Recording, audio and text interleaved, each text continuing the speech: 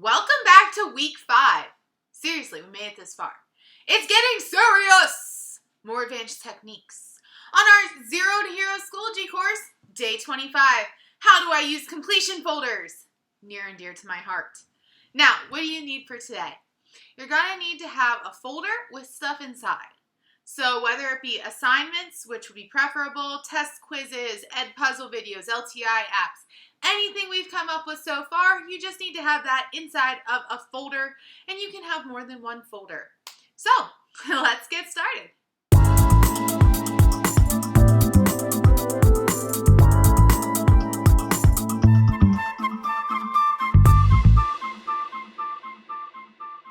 Hey there, Schoology users. I cannot believe we have made it all the way to week 5. It's our last week. And today we're talking about something that is really one of my favorite things, completion folders. They are absolutely one of the things I use all of the time, and I plan on using them for more of a self-paced course setup as well as mastery-based learning. So today I'm going to show you how to do those. If you go here first, you'll see that it says the word options. All you're going to do is click on it, and you'll see it says save the course to resources. So guess what? In a basic account, you can't use this feature. I'm sorry. So we're going to pop on over to my enterprise account so you can see how this works. All right, so we are now chilling in my enterprise account here, and you will see that I have my under construction going on here, as I am still working on everything for my classes. However, what you'll notice is that I have this course documents folder here, and you'll see this little student progress button. So the first thing I'm going to do is I'm going to click on this so you can see what happens when students complete work. If you look here in this folder, you'll see what percent of the items have been completed by each person in the course. So if I hit recheck student progress, it's going to recheck it and tell me when it did. If I click on Ms. H here, I can see that she's done 83% of the materials. Viewed the course calendar, gone to the book website, requested to correct everything except for office hours and contact information. And you'll see that within this folder. If they have the check mark, that means they did it. Now, I forgot to mention one thing while I was in there, but it's okay because we can see it here as well. That initial one will tell you any student progress for the entire course. At the moment, I only have one completion folder. However, this is the inside, and I can click it here as well. And I do want to point out one thing. Notice how on this one it says in progress. If it has not been completed, that's how you know. The words in progress don't mean they're working on it right now. It just means that they haven't done that part yet. So let's talk about how I made this folder a completion folder. The way you do it is you go to options, and then you're going to click student completion. When you do that, it's going to pop up with this menu. The more things that you have in your completion, the longer it takes to load. So you'll see that I have these items here, and all I had to do to put them there was hit add requirement, and we'll add another one here. And then I'm going to just pick something that's in the folder. So let's pick how to make a stylus. Yeah, we'll pick that one for now. And then I'm going to make them view the item. Now, depending on what type of item it is, depends on the options that you have. So we'll look at one of those a little bit later in a different folder. Now, I did check off that the requirements have to be completed in sequential order, but you don't have to do that. If it's not checked, they can do them in any order they like, and you're still going to get that data about who clicked on what. I actually use this when I post optional reviews for study guides for exams and such, because then I know who actually looked at my test prep and if it's worth doing in the future. So yeah, there you go. That's what it looks like, and then you just hit Save Changes. And as the students go through, they actually get little green check marks under everything they've done that they have to do. So give me just a moment to get into another folder so that we can take a look at what it looks like when you have other things to do. All right, so I'm now in an old archived course that I have. And what you'll notice here is that there is no student completion button. That's because right now there's no students in the course. It's an old one, it's gone. However, what you'll see is that I have some must complete buttons here. Let's look at surface area and volume for this one. Now, the first thing you're going to notice is that, hey, there's folders within here. And it says start here. This is just a page. I can only make that where I can view it. Here's a video. It's just another page. It's how I can view it. However, for these folders, an interesting thing happens. When I go into options in student completion, you can actually pick the whole folder and make it so they have to complete the entire folder before they're allowed to move on. You can also make it so that they can't just complete the folders in any random order.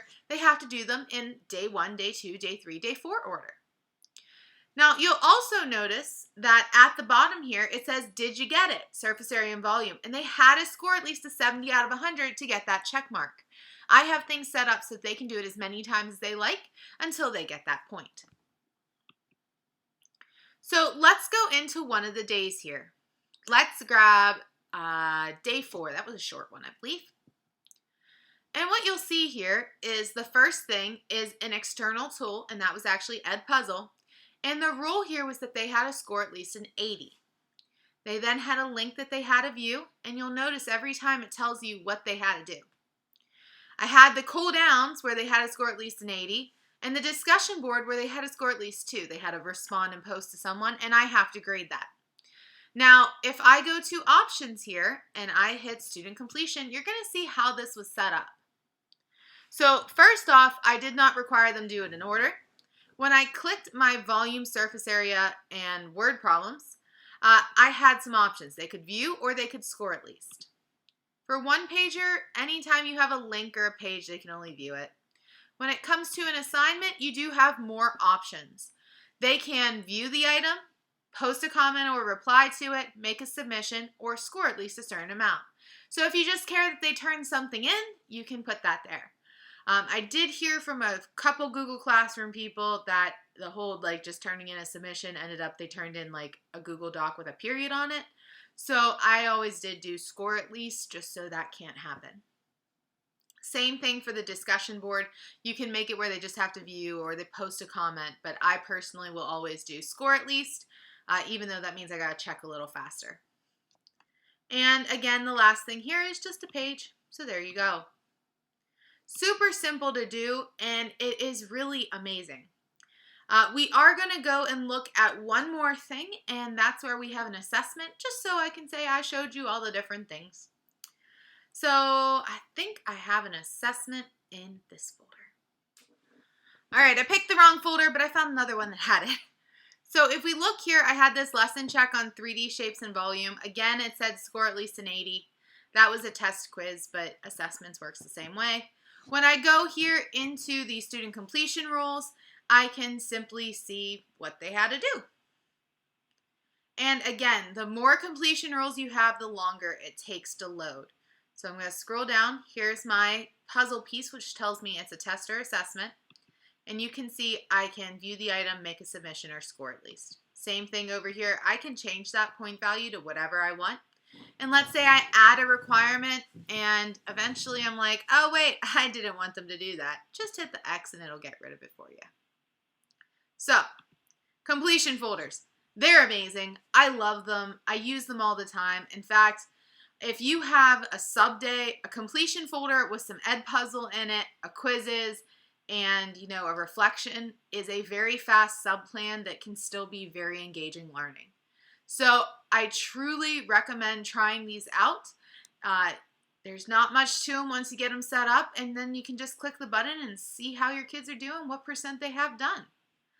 You also can, I will bring that up, is you can set completion folders from that original setup, that first page that you're on in the course. However, from here, when you were to put some sort of completion rule, you have very limited choices. Oh, there it is. So first off, you can put this folders in sequential order, but you do not have many choices. You can only pick folders, and you can only pick completing them. So if you find that you don't have choices, just go into a folder so that you can set it up. All right. I'll catch you this later, blah, blah, blah. I'll catch you later this week. And I hope you all have a good night. Remember, like, share, subscribe, and just keep on chugging. Bye-bye, guys. Hey, guys, I forgot one very important thing because it's not something I always do. A lot of the times when you are using these completion folders, you're going to want a due date on your assignments. And if you do, there is a specific thing you have to do that. You're going to go to your gradebook, and on the right-hand side, you're going to hit bulk edit, just like we did in our last video. And see where it says do this assignment? This is in a completion folder right now. In order to make it so that it has a due date, you have to go into here and put that due date on. So that's all there is to it, and I hope that helps, guys. Bye-bye. Bye-bye.